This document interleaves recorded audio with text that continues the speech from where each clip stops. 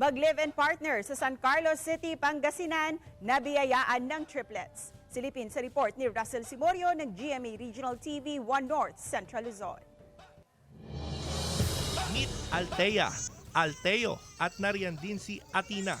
Sila ang triplets na kinagigiliwan sa barangay Bigas, San Carlos City, Pangasinan. Anak sila ng mag-live-in partner na sina Cecilia Macam, 41 anyos, at Romulo Perez, 61 anyos.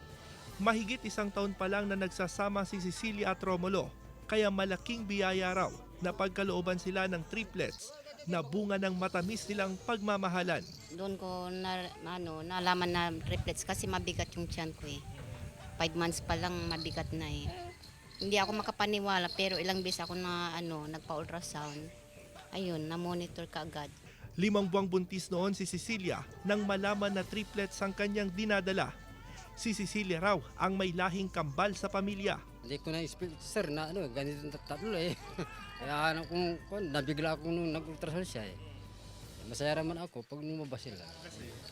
Kasi ito lang, masaya ako tatlong binigay ng Panginoon. Byudo at byuda sa mga unang asawa sina Romulo at Cecilia nang ma-in-love sa isa't isa.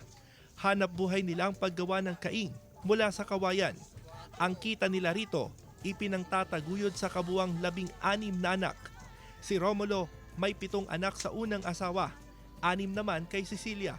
Wala nang ibang hiling sina Cecilia at Romulo kundi lumaking maayos, malusog, disiplinado at may takot sa Diyos ang kanilang triplets. Mula sa GMA Regional TV 1 North Central Luzon, Russell Simorio nagbabalita para sa GMA Integrated News.